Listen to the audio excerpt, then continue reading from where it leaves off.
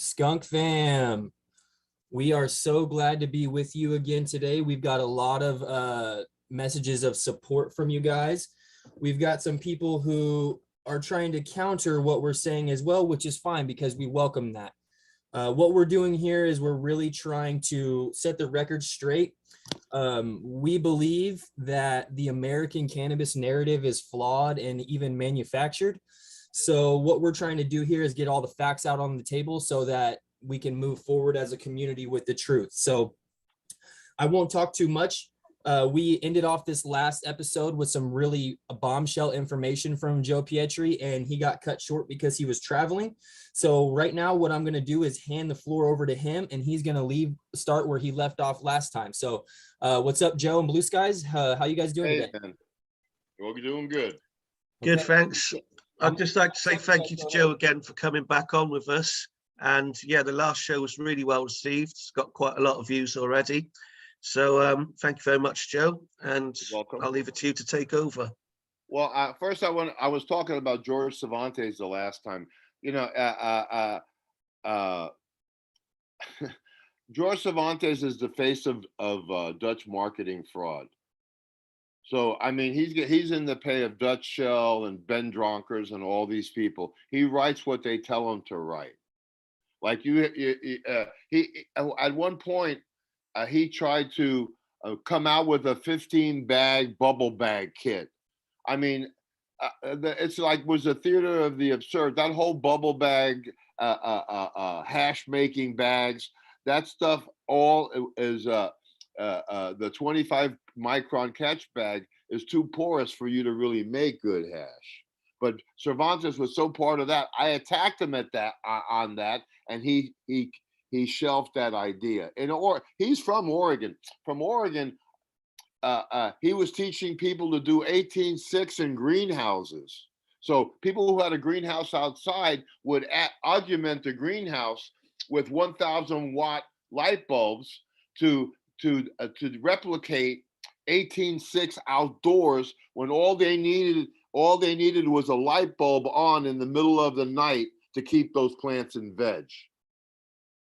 He's a trained horticulturalist, or he says he is, and he didn't teach photoperiodic control. When I taught photoperiodic control and my 12-in-1 paradigm growing technique, which is now standard practice and now mainstream, he was mainstream. When I taught that, all the farmers that were following George Cervantes and growing in a greenhouse were outraged, and he became like persona non grata because everybody thought they were so great in Oregon that we're the best growers in the world. Then why are you using 18.6 in a greenhouse when you only need one light bulb on in the middle of the night to keep the plants in veg?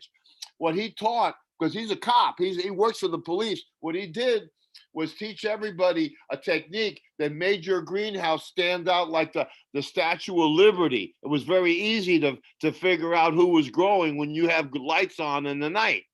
But if you have a light on in the middle of the night for an hour and you don't even need that much, right? It's hard for them to detect. So he made everybody detectable. Okay.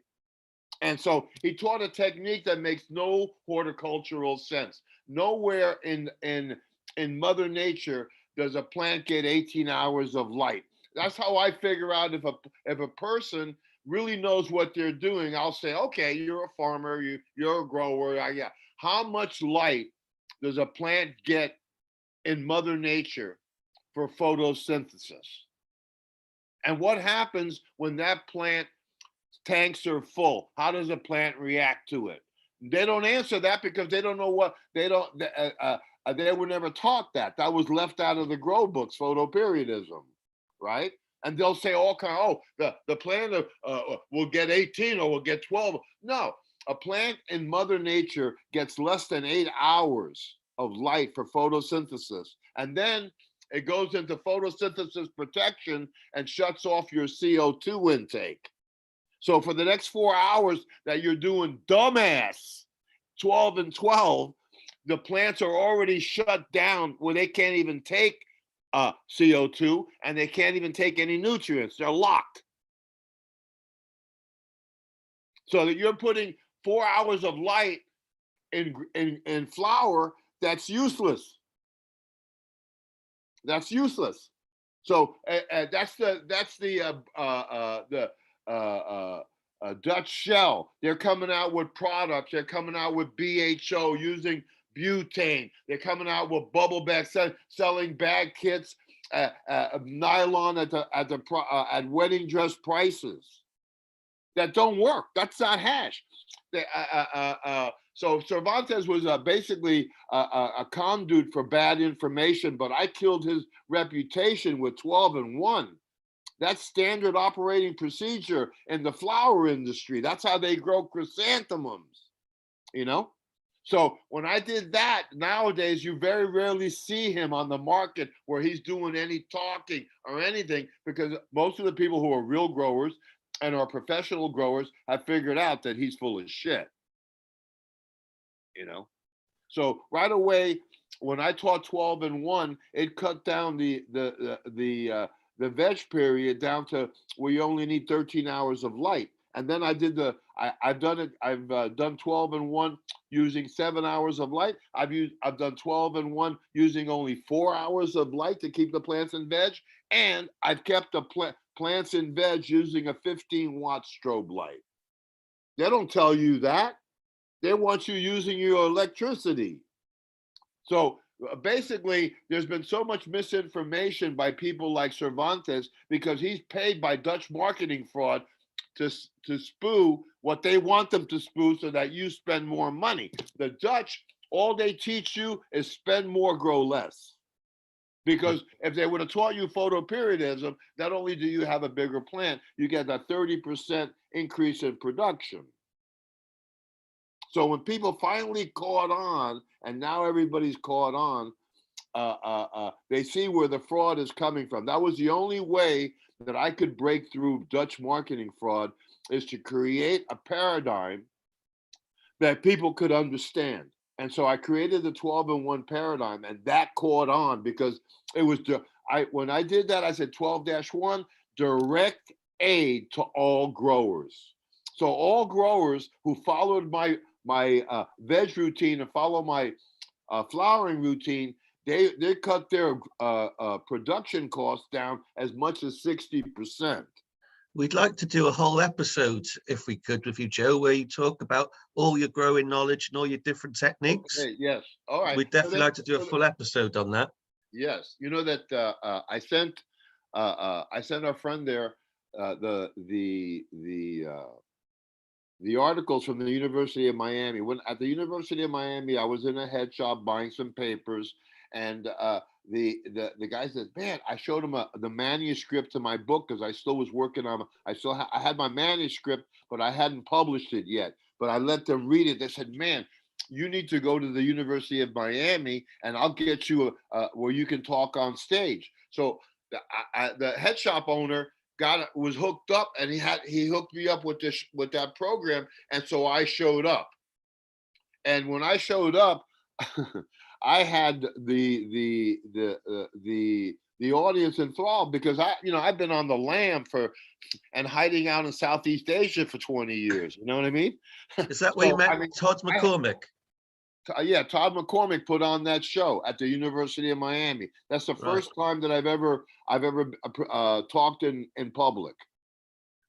I got such resounding cheers because, talking about legalization when they're fighting a drug war was really a basic, stupid topic because there was nothing. Everybody need to learn about the drug war then, not about making pot legal, because it wasn't going to be legal for many other years. You know what I mean? And that information had everybody standing on their feet cheering me. When that happened, McCormick put a Chinese chick when I went to the dais to talk again, put a Chinese chick in front of me, and all she did was open and close her legs to distract me while I was talking, because he's a jealous bitch. And he didn't want, I was getting way too much attention. You know what I mean? Sounds like Todd. Still sounds like Todd to this day. You know what they call Todd McCormick in Oregon? They call him the Hungry Hope, because because at the time, you know, people were growing in underground containers and they were being run with diesel generators. So he wanted to come in, he wanted to come to Oregon. Really, we feel that he came to Oregon to get people busted because he's worked with the police on many, many occasions, and it's documented. You know, they told us, said, man, you're going to be growing out here, and we'll help you set up, but you cannot buy your diesel fuel locally. You're going to have to get some kind of a way to be able to buy your diesel fuel in another county. Don't buy it in this county, right? Well, he started growing. They set him up, and instead of listening to them, he bought diesel fuel locally. So everybody went down on that scene. That whole scene got shut down because Todd McCormick, couldn't follow the rules. But was he sent there to follow the rules, or was he sent there to expose everybody? Todd McCormick has worked both sides of the fence. Well, he works for Ben Dronkers. He's one name basis with Robert Connolly Clark and David Watson. We're gonna go talk about this now. Yeah, they went on to this thing. Oh, he's a snitch. He's a snitch. He's a snitch. The only person I've ever snitched on was myself. When I came back, I fucking admitted the shit I did, and because they had that already. So I had to cooperate with them as far as what I did. You can never find me where I testified against anybody, wrote a statement against anybody, did anything against anybody in the history of the world, dude. Yeah. International Canographic, somebody from the old days came on and said this: if Pietri, with what he knew back then, would have spoken about what he did back then, he would have been dead back then. I was involved in very, very heavy stuff. I never, Well, that's another episode we'd like to do also with you, Joe, if you don't mind. Is like go through kind of your personal history, because like obviously a lot of younger there's a lot of viewers, personal history that I can't talk about because oh no, but I mean, like your books that you've written, yeah, the I two can talk best-selling about books. Some activities that I did that I've left buried in my life, and I'm out of that now. Yeah, yeah. I don't really we want you to reveal everything about yourself. Like, like a lot of our audience may not be aware of like what you did back in the day and that kind of thing. I'm sure you've got a ton of interesting stories you can tell about us. Yeah, no problem to us. No problem there. But Watson came to me at the 19th Cup when I released my Ice Wars edition, and he said he admitted that I blew his cover, and I told him, I said, hey, don't you think I know what the police look like? That was the only time I've ever even spoken to him, and then I've been viciously attacked by them as some kind of snitch. There's I never testified against anybody. There's no paperwork that I said anything about anybody anywhere.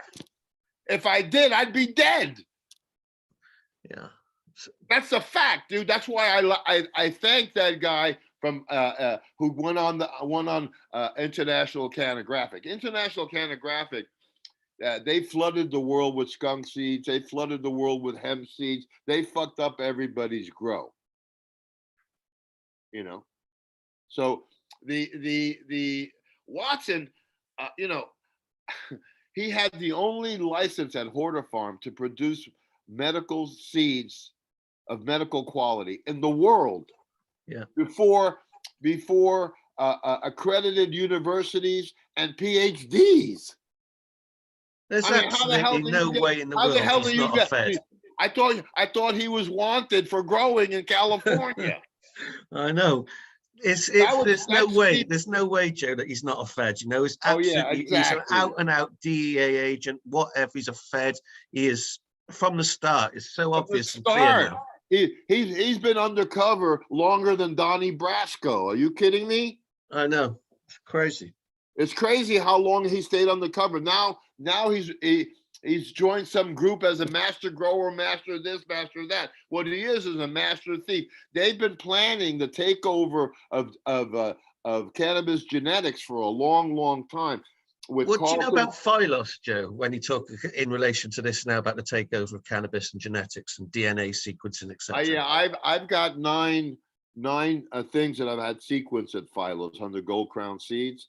I at first I really liked Nishan, and I thought that he was a good person because he grew up in a commune and Is that Mowgli guy?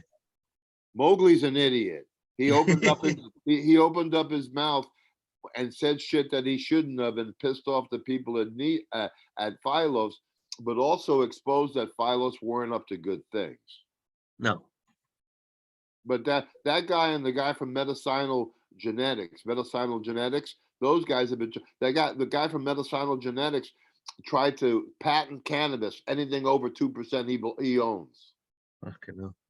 But unbelievable! It's just fucking unbelievable. You know they had to make it when cannabis patents ran out for their tinctures and basically you could go to a pharmacy if you had a prescription and buy weed up until 1940 if you had a prescription. So they couldn't. It was such an important part of the natural medicines because it cured so many different things. It could be treated with. It could be used for treating of so many different problems that you have medically that they couldn't release. They couldn't let people know how easy it is to grow your own. Well, it's almost a panacea, isn't it? Yeah, so they made it illegal. But cannabis being the most important medicine of all time, with opium, you know, what I mean, of all time, that they couldn't control it. They control the opium, though, don't they? Yeah. You have so many addicts here in America that are addicted to pharmaceuticals. It's sort of funny. I mean, it's just sad. Apparently, sad. fentanyl is the #1 cause of death in the US, I read recently. Yeah, unbelievable. Unbelievable. You know, nowadays heroin is cheaper than a 6-pack. Yeah. A 6-pack of beer. It's cheaper than a 6-pack of beer in the States. Crazy stuff. But Watson was at the lead of worked with Carlton Turner. You talk about David Watson. The big criminal as well is that guy Robert Connolly Clark. You know, it got to be like this. They find a field. It's a wild field in Pakistan. They have the Pakistani police fly in with their helicopters, and the scientist with the helicopter comes in on the helicopter, takes samples of the crops, collects the seeds, and then they burn the crop. Damn. They've been doing that for 20, 30 years, maybe even longer. They've gone all over the world and burned crops. You know, I brought Angola Red back to Angola because, we have to bring that stuff back and give it back to Mother Nature so that Mother Nature can do the things so we can have the pure medicine. They've been taking the medicine out of weed and just leaving the THC in there that makes you stupefied and gives you a couch lock and makes you might lose your motor control and it makes you stupid.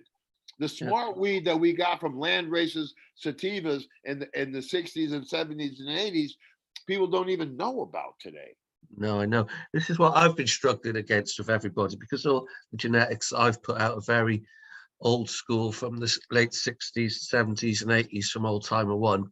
People today just don't realize how in the last 20 years, but it started with the Dutch, in my opinion, started with the Dutch always trying to drive for the highest THC numbers so they could say they can sell more seeds based on potency. And then it even got took over by Cali. It's still going on now as far as I can see. And they just don't see that once you're breeding for high THC past 20%, it's to the exclusion of all the other cannabinoids. And you're losing a lot of the terpenes. There's only sort of about one profile is dominant lately. And people have got no idea that there used to be a diversity of effects motivating weed. The day brighteners, the ones that warm you up behind the eyes, and exactly. Exactly. Have you tried? Do you like Malawi Gold, Joe? When you were talking about that energetic strain the other day, it just made me immediately think of Malawi Gold that I've smoked. That is super energizing. I have Malawi Gold, and what it is, Malawi Gold. I have it with THCV, and I have it with the one that gives you the munchies. But Okay. basically, I give it to people who have neurological diseases. Oh, so was that the Because- one you were talking about then, Joe? Yeah, It's Malawi, because I was thinking it sounds just like Malawi. Exactly. And I use it, and I bred it to my OG. So now it has a real big bud. You know, a Malawi Gold plant, if you get a couple ounces off of it, you're lucky. When I bred it to my OG, now it produces huge buds. Actually, the Africans like my Malawi OG better than their own Malawi, because if you've ever been in the field in Malawi, it's not that impressive. Because Yeah, I know what people you there, mean. they don't know growing techniques. But when you do run into people who know growing techniques, man, that stuff becomes beautiful. But my Malawi, because I OG, I have 11 OG, I have an OG that I bought I got a San Fernando Valley beautiful female, and I bred it to a Lemon Joy that I got from Canada. And then what I did is I bred it forward and I bred it back to the original mother. I bred it forward and I bred it back to the original mother until I got the original San Fernando Valley plant again. And once it's like F8. Once it gets to that point, it looked exactly like San Fernando Valley OG, but it had a lemony flavor. And so that's what I use to breed when I especially with Africans. I use that line to make a bigger bud structure. Okay. Yeah, because the Malawi Gold is a very airy, it's not a very dense flower at all, but I found it super resinous, super psychoactive and energetic. And if you smoked it in the dark, you know, you could see, so it had like that visual aspect of, Oh when yeah. people talk about trippy weed, I've never really got it, but the closest thing I would say is Malawi, where you do actually see sort of like, if it's dark, as I say, it's almost like green little traces or visuals. I tell you what, the red Congo, the Angola red are incredible. They're real Yeah. psychedelic. They're much stronger. They're in the 24 to 30 cannabinoid profile range. Nice. So they have been going around mixing their skunk genetic with wherever they go. Arjan with his strain hunters, you see them handing out seeds to the African tribes while they're taking the original land races out. So what do you think of that guy then? I mean, he's a piece of shit. He at Todd McCormick's expo, the THC expo, the only one that ever happened. Arjan paid Todd McCormick for me not to be able to be at that show. I had 3 booths at that show with Reinhard Delp, and they threw me out of that show because they didn't want me talking. The Dutch don't want me talking. They offered me, they invite Dronker through Lawrence Chernak, another phony piece of shit. Oh, the hash book guy, yeah. The hash, he'd never been to a hash producing country. He got those photos because he was working at High Times, and he got copies of those photos and the information from High Times and came out with that book. No way. Yeah, that's all phony shit.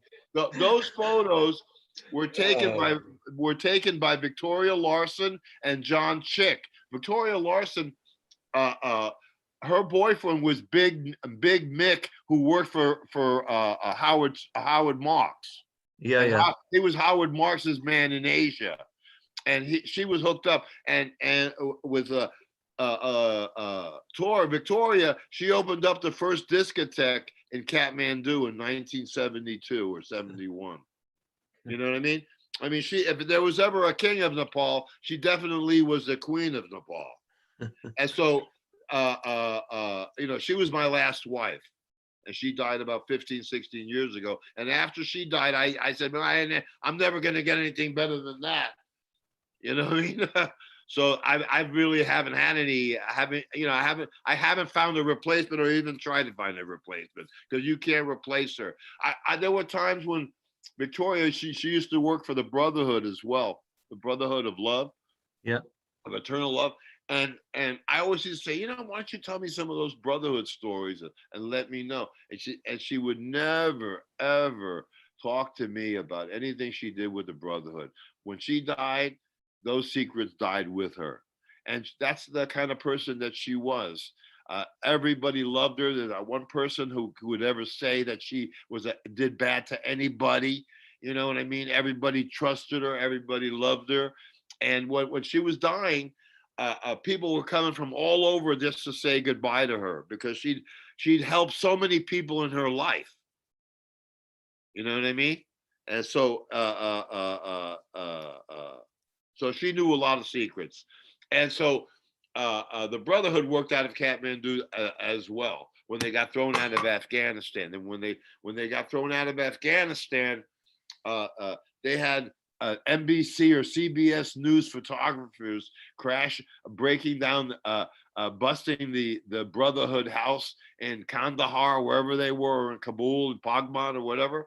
And James, Sunshine James, the Afghani police let him jump out the back door, and he made it out. They never busted any Brotherhood people, but they were there to bust the Brotherhood. It was a big a thing, but it didn't come off as well as they wanted because the Brotherhood, they had lots of money, man. Police, and those days, police weren't making much money.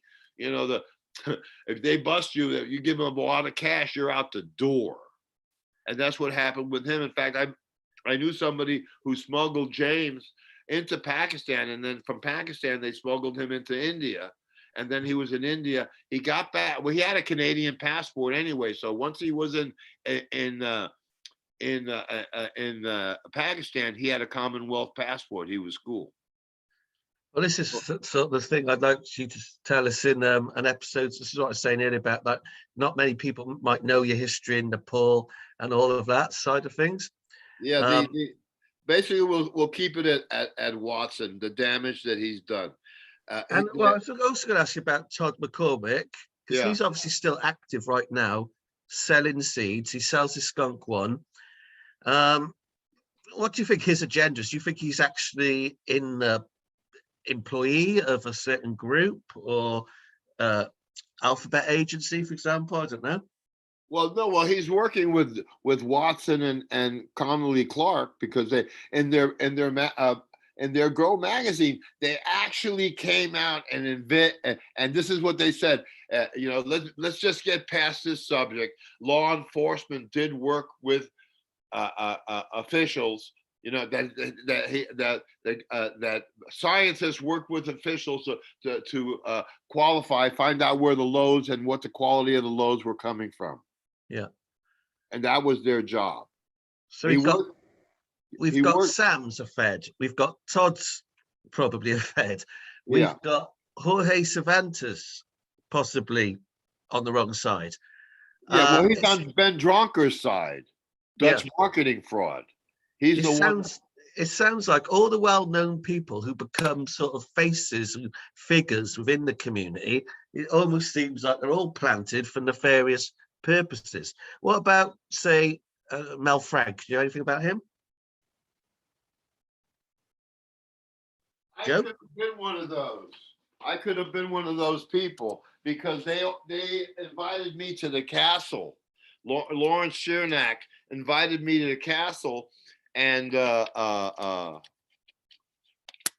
didn't take the bait because there's no way I'm gonna. The Dutch one. They said they offered me my book printed in every language. Endorsement deals, all that stuff. If I would just go along with their scam. And what about Ed Rosenthal? Ed Rosenthal is the biggest fraudster that there is on that scene. He's definitely in the pay of Ben Dronkers. He's definitely he's part of the fraud. I'll tell you, there was a guy there, Ray Kogo. Ray Kogo came to, let me get straighten this out about Ray Kogo. Ray Kogo went to Amsterdam and got partnered up with Neville. They opened up they had a shop. They had a coffee shop, and then Neville had his Sensi Seeds. Neville had Sensi Seeds. He was the first that had greenhouse. But when Neville got busted, stopped in Australia, nobody would help him. Only Ben Dronkers, and then Ben Dronker pulled his help out, so he couldn't get the support he needed to get out of jail. So if he got out of jail, he had a Dutch passport. He could leave on another passport because he was a Dutch and an Australian citizen. So he sold the Sensi Seed Bank to Ben Dronkers. So Ben Dronkers bought Sensi Seed Bank, and then he became the owner of the castle, of the cannabis castle. And then when Neville did come back and get out of Australia and come back to Amsterdam, he himself started to work for Ben Dronkers. Ben Dronkers is a cutthroat. I just can't even tell you how cutthroat and what he'll do to protect the probably hundreds of millions of dollars that guy has made. I don't know if he's a billionaire yet, but I wouldn't be surprised. And so he's the one that's really in the back of Dutch marketing fraud. He's the one that pays the publishing. He's the one that puts the information out. He's the one that controls the information. 12 and 1 photoperiodism is biology 101. All these kids, they all went to college, they all took biology. They should have just opened up their biology book before they bought any of those grow books or grow information from the Dutch scene or from even High Times. So, the Dutch scene has made billions and billions of dollars on misinformation of cannabis. And here's an example. I'll ask a guy, I'll say, what is Sensimilla? And I grew up with Sensimilla. All the weed that I used to smoke from the very beginning was mostly Sensimilla. And so he said, well, that's pot. That's marijuana without seeds. I said, okay, that's marijuana without seeds, but what really is it? What are they talking about? And they don't know the answer. They don't know the answer that once you separate a real male from a real female, the female goes into overdrive producing resin in the hopes and anticipation that it's going to get pollinated that it's never going to get. That's a medical plant. You cannot get a medical plant from feminized seeds. They never see a male. They never see a male, so you never have that Sensimilla effect. And then I ask kids, these kids are running on wrong information, and now it's like decades later, 2 decades later, that they've been passing on this information. It took like years and years for me to break through the Dutch marketing fraud information, and the only thing was that that I did was that paradigm of 12 and 1.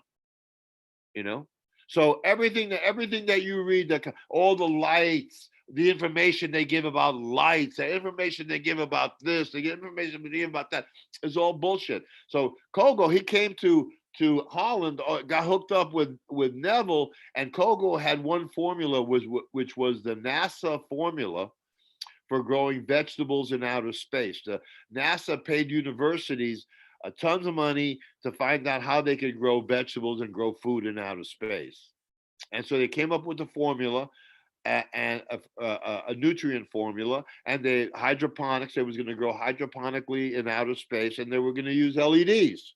All that's information that came out of the 60s.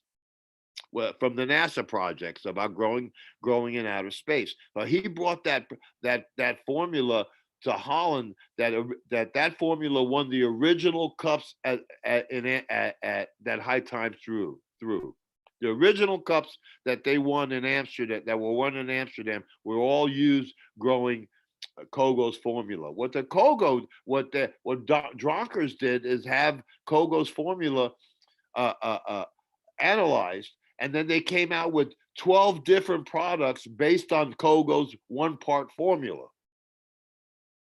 You know, you go to a place to buy nutrients for your tomatoes. You don't buy 18 boxes of different shit. You buy 1 box of tomato food.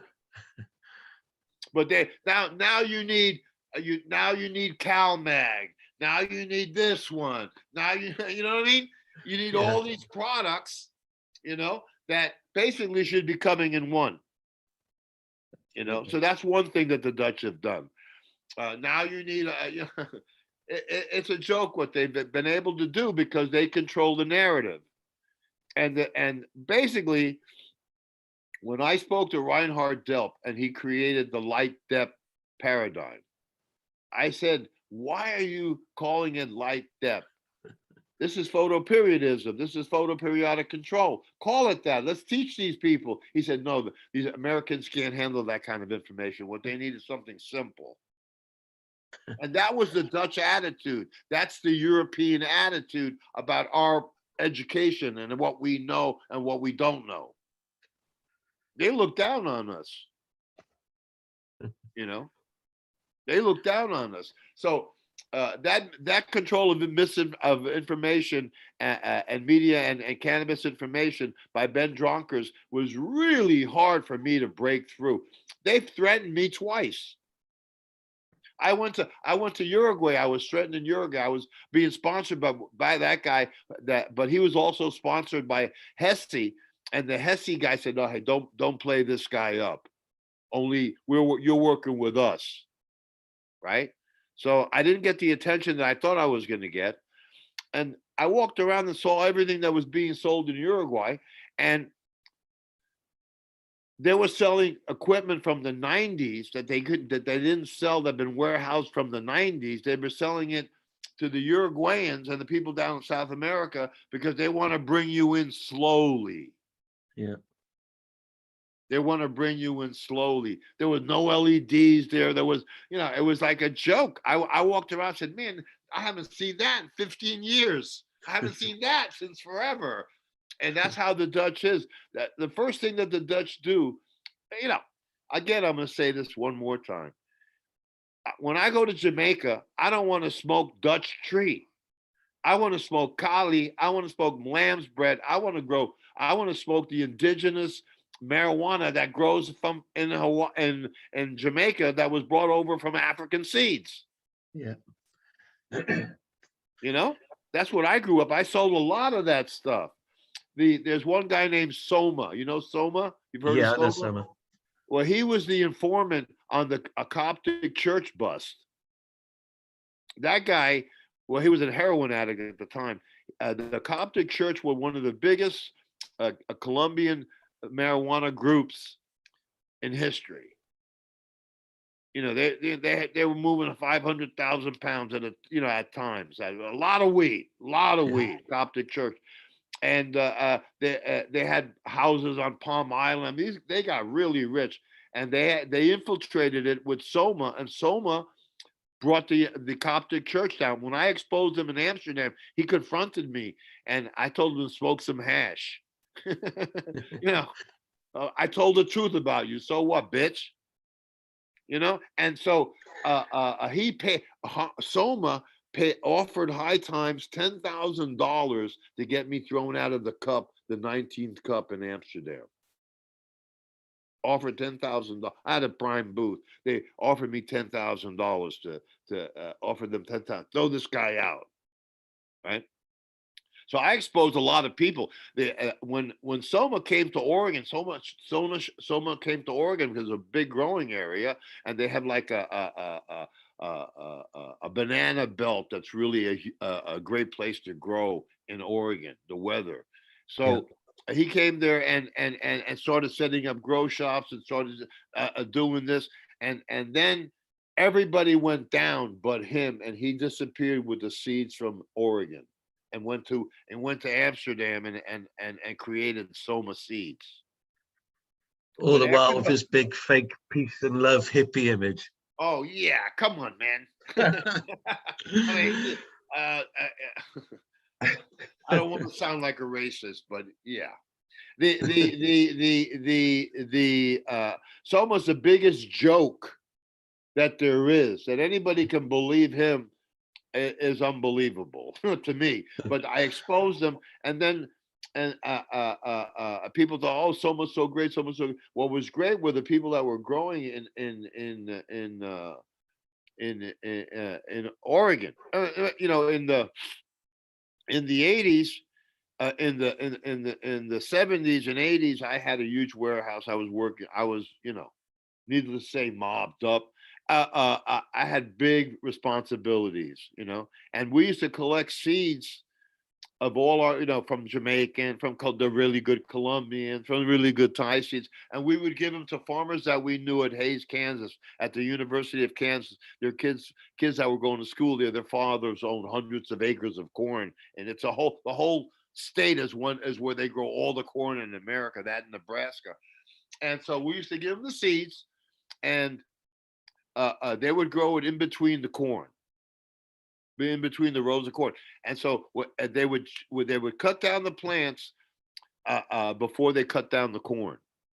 So the stuff was always seeded, right? So I had like about, I think it was either 28 or 32 pounds of this completely seeded weed, man, but it smelled like diesel fuel. It smelled like you soaked the weed in gasoline. It smelled like cat piss. It smelled like dog shit.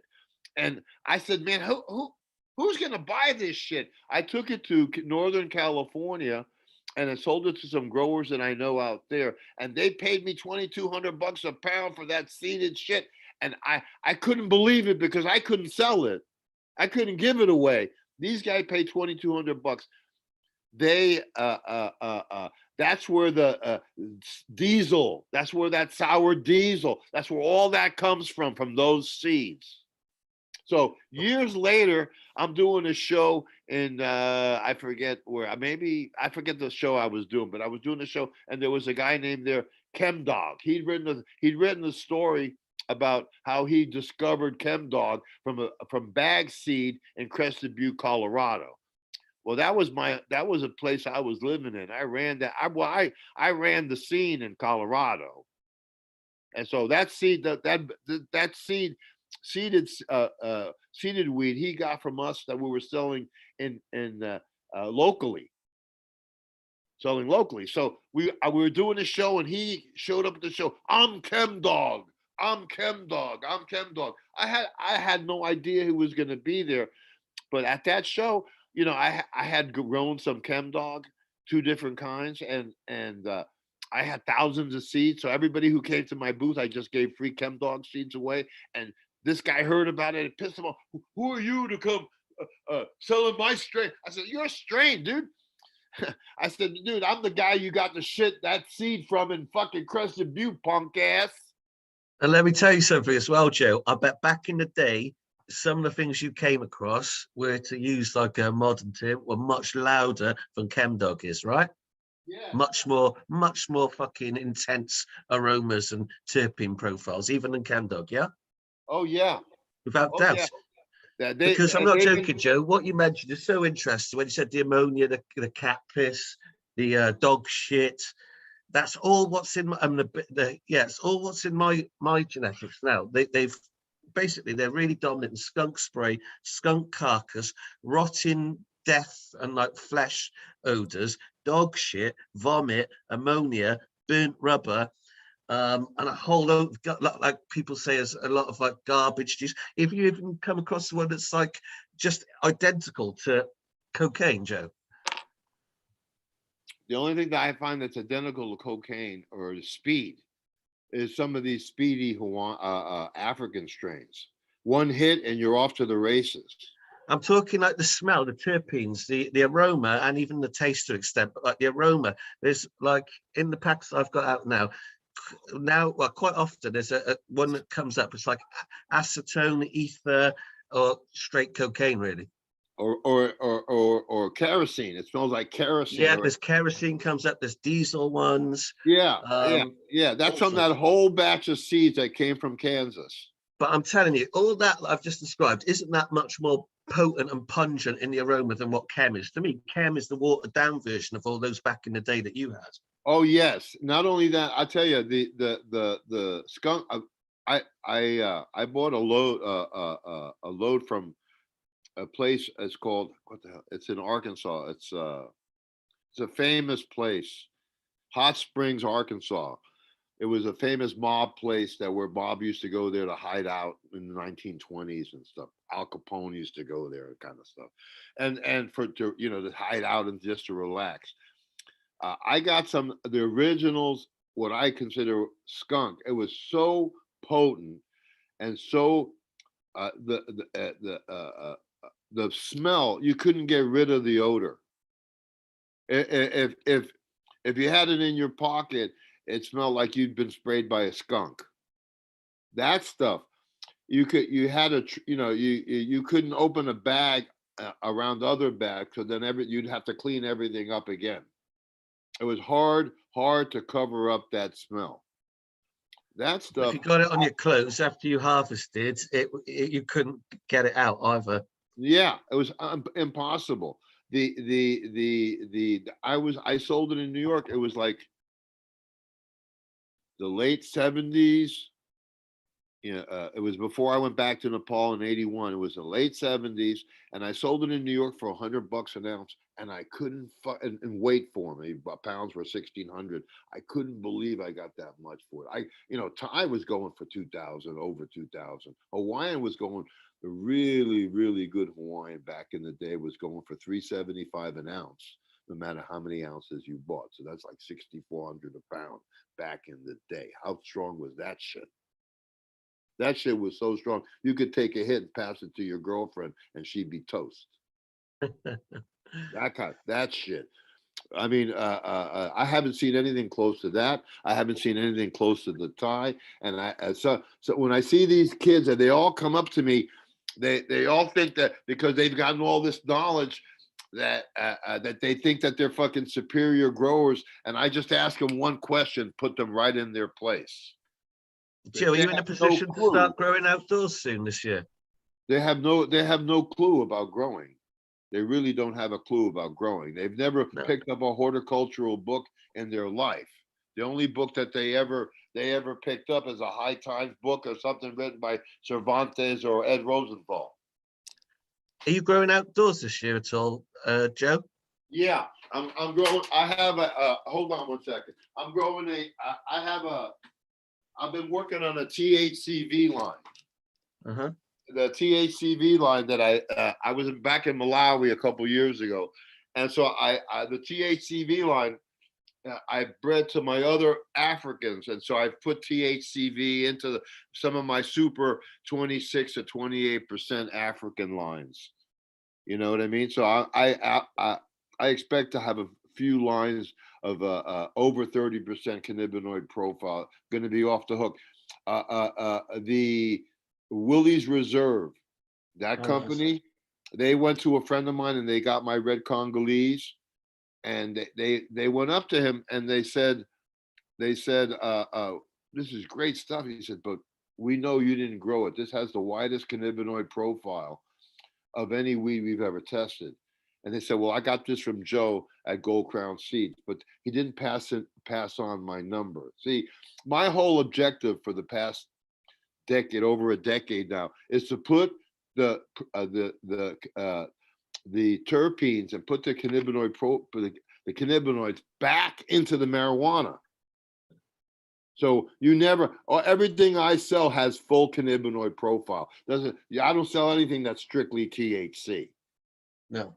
So because it don't taste the same. It don't get you as high. The flavors, there's none of those. All you have nowadays are berry flavored. The same shit, different mix, berry flavored. Oh, gelato, do, or it's all shit. It's all crap. I want to hook you up a couple of packs of seeds though of mine that you can grow. So I'm sure you're gonna love them. I'm growing in greenhouses. Yeah. And the climate controlled greenhouses that I'm having built. And basically I'm doing my THCV line and basically my Africans. I've got something I've got a plant that's an all-weather plant. It's like all-weather tires. It can grow through hail, sleet, and snow. Yeah. It's a mix with a Hawaiian flavor, butterscotch, and it's an outstanding F1 hybrid. It's an F1 first generation head one F1 from two different landrace strains. So it has a hybrid vigor that's off the hook, you know, and that Do you stuff think will that grow anywhere. It'd be perfect for England. yeah, I've got a guy I thought he's a bit crazy, to be honest, but I'm glad he did it because it was like interesting to see. He planted some of my skunks in October in the UK, harvested in January, and I couldn't actually believe it because, yeah, it's not something I would have attempted, normally, but to see that you could actually grow through winter and harvest something of good quality outdoors in the Outside, UK was as quite long as you amazing. have it heated and you have the because No, this wasn't even heated. This was really outside in nature over winter through snow, frost, everything.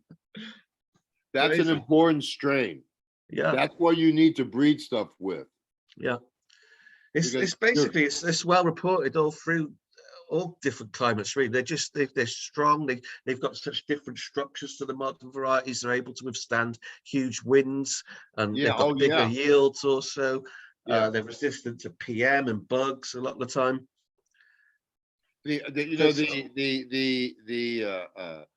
What they call blueberry isn't blueberry. The original blueberry came from a Brotherhood strain. That was a Brotherhood commune strain that was grown in the 70s. And the only thing that DJ Short did was get his hands on the genetics and produce seeds from it.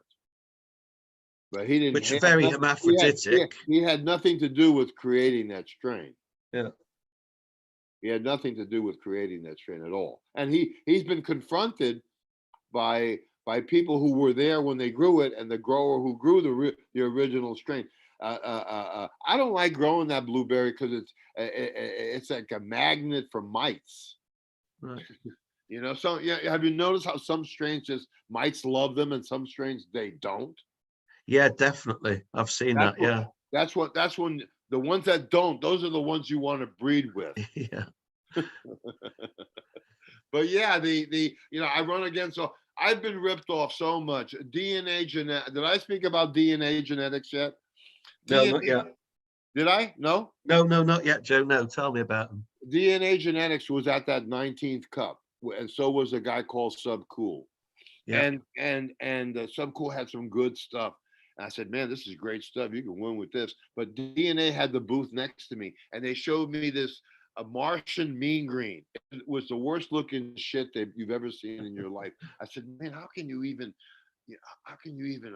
present that? He said, man, I'm going to win with this. I said, how can you win with that? Man, look what this guy's got over here. I didn't know that the fix was in.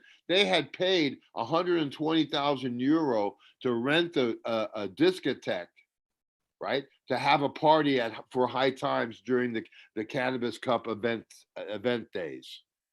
So that's just like an old Argent technique, isn't it? Or Aryan, this is Dutch pronunciation. The Dutch have totally corrupted the scene. Yeah. They've taught a lot of people the bad things about growing marijuana. Like people who, I had one guy, he won a cup with my purple. I had a guy living in my house, ripped off my purple Urkel, and then bred it outside of my house. He moved out of my house without me knowing, and he took some of my plants, right? And he used that purple Urkel to win a cup. And what he did was he had some purple Urkel. He used a tumbler to tumble off you put the really crystally buds in a tumbler for like about 5-10 seconds. You only get the top crystals. I got pictures I'll show you. It's beautiful. And then he took his buds and he rolled that on those crystals and that were sticky, and then entered it and won with my strain. He would have won. Well, I had a friend who worked in Barney's farm in the coffee shop for a while, and he used to tell me how they used to, for the Moroccan entry, they'd mix super lemon haze kif with the Moroccan, and with the Moroccan pollen, and enter that as a straight Moroccan entry, and it would always win. But again, that was a mixture. Well, the Moroccans are growing. That Moroccan hash that you see there is from Dutch seeds. You know, and there was a lot of shit went down in Lebanon, and a lot of the people that were growing families from Lebanon moved to Morocco. They're making some good hash. But yeah, The good hash is good, but there's a lot of commercial shit there as well. Back in the day, Moroccan was the worst hash that was available on the market. Yeah. For a long time, it was like powdery key, pressed resin, and I mean, it's just garbage. And another thing that they call keef. Keef isn't what they is what keef is. No, what they call kif is the actual plant material that's been left after beating the crystals off. Yeah. Which they chop and mix with black mountain tobacco. Yeah, exactly. That's keef. Yeah. They smoke in Sipsies. Yeah, that's right. Yeah. You know. And so tell me, Joe, what do you know about Kevin Jodrey? Just to change topic slightly. Kevin Jodrey, who is he? He's the guy in Wonderland Nursery, or was in Wonderland Nursery in California. He's a guy, to me, he's just like Sam 2.0. He's another person planted in the community for various reasons. To my mind, I know who you are. Yeah, there's a bunch of guys like that. Yeah, there's a bunch. Because that's what interests me now. Who is the modern day? Basically, I call them internet personas because they make these videos. Again, they you know how you said last episode, oh, if the guy smokes with you, he must be cool.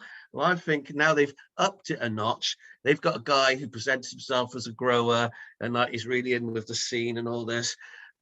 And he makes all these videos espousing, oh, he wants the old school genetics back and he's searching for these skunks. Let me tell you, that fucking piece of shit has hidden my skunks from the community since 2018, knowing full well exactly what I've got, where they came from, the lot.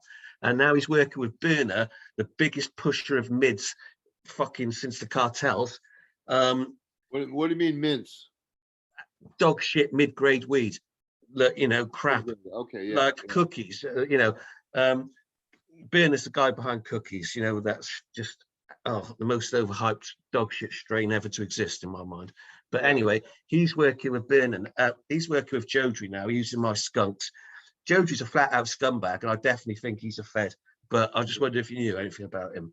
No, I don't know. I basically stay away from people. And the only time I meet people is when I do shows. I stopped doing shows. I'm tired of people ripping me off, man. I've been ripped off of my Durban OG. They called it Thin Mints. Fucking DNA ripped off my red hot chili pepper, and they're calling it lemon pepper because it's my Colombian black. It smells like chili peppers, man. You have it's the same thing as skunk was before, except it smells like chili peppers. And I bred it to my OG line to fatten up the buds, so it has a lemony chili flavor. They got that from me they got it from me probably directly, and now they call it lemon pepper. You know, the guy from Wild West, he got my Durban OG. He calls it Thin Mints. Now he has a whole line of stuff that's based on that mint line. You know what I mean? I have the originals. You know, I have the original genetics. You know, and so I mean, I get ripped off so much. I mean, I finally I felt victimized. So finally I said, you know, I'm tired of being a fucking victim, man. I'm gonna go back into fucking growing the best shit and fuck everybody and seeds. I don't even, you know, I really got to know you well and know that you're on, you know, that you're not gonna stab me in the back. And like the fucking guy from who what is it? I think. What about Mr. Soul? Who's Mr. Soul? C99. Oh, that's the Brothers Grimm. Yeah. That guy is full of shit, dude. He's a fucking asshole. He's a wife beating fucker, and he's an asshole. He's an asshole. You know, and you know that C99 is a variant from Jack Herrera. I think it's the first hype strain, to be honest. It's the first thing everybody raved about, but when you actually smoked it, you thought, like, this is mediocre. But yeah, it's a mid-grade weed, but you know, the flowering time is fast. Yeah, it's quick. It smells It's nice, quick, but smells nice, and you know, so a lot of people have bred into that. You know, I met him at a show. I went over. It was nice to him, but then he found out who I was. He never talked to me. But I could before. Then now he hates me because now he's in with the Dutch. He's part of Yeah. Dutch fraud. yeah. Those guys that made money selling that bullshit are coming back to sell that bullshit again. And people don't even realize they're not getting what they pay for. You know, how the hell, if you're selling seeds, how the hell can you tell the difference between a feminized seed and a non-feminized seed? So in other words, they could have feminized seeds and they could be selling as feminized, and they could be selling them as originals, and it's the same shit. Yeah. They're only selling feminized seeds. They're not Yeah. putting anything out that's really male and female for true. Well, he's using my genetics for sure at the moment in some of his lines. Yeah, my stuff is all pure. That's why, and because of it, I've become a victim too many times. You know, it pisses me off. I read that Cookies company sold for 100 million. What the No, fuck? it's a lot more than that. It's a lot more than that. Not He only turned that, down it's based valuations on of my 800. Durban poison. If you Yeah. if you go to Phylos and look at my Gold Crown seeds, and you go there, look at my profile on Durban poison, that I had DNA sequence. It's the top in the world. Bro, they're doing the exact same thing with me right now. Berners and that prick Jodry using my genetics to, well, they're going to be using my genetics to basically, you know, put with Cookies or to be the next thing Cookies bring out, you know? Yeah. That's what they're doing. That's why I asked you about Jodry, because the guy's just a piece of shit. But I have a young partner, and he must know this guy. I stay off of the scene because I'm tired of being fucking ripped off and attacked. You know, I at the Canna Cup in Boston, I was sitting there talking to some people, and Danny Danko of High Times was there. He said, "Oh, this guy's a snitch. He snitched everybody out in Colombia." I never even been to Colombia, dude. I'm a hash dealer from Southeast Asia. What the fuck are you talking about? And he was talking like that in front of a bunch of people, you know. And I said to him, I said, "I don't know what are you talking about, man? Colombia? I'm from fucking Southeast Asia. I'm the king of Nepal, baby. That you know." And then he kept going at it. And I went off on him. I hit him so hard that, you know. I've found, unfortunately, much to my disappointment, since sort of Well, let like me becoming finish telling involved you with this story so you get a laugh, and then you can talk. Go I'm old. If you interrupt me, I forget. So anyway, I punched him out. He just slinked away. You know, I thought something was going to come out of it. What came out of it was they threw me out of the CannaCon. And so the next day I couldn't sell. I was having the best day I've had. And the next day I couldn't show because I punched Danny Danko. I'm glad you did that. That week they called me back and they said, "Joe, we saw the video. If it would have been us, we would have smacked them. You're back in." You know what I mean? So High Times, Normal, the Dutch marketing fraud, Hoarder Farm, those are the enemy. Yeah. They've been the enemy for a long time. They're planned enemy because they've been trying to control the genome. The reason that they made marijuana illegal and they only could keep it for 80 years is that they're waiting for the science to catch up to it. Now that the science has come up to it, they have CBG, CBN, CB, you know, they have it all separated. That's all due to Hoarder Farm and Watson and Robert Connolly Clark. If you call anybody the enemy of the cannabis, those two have done more damage to Mother Nature's cannabis than any two in the world.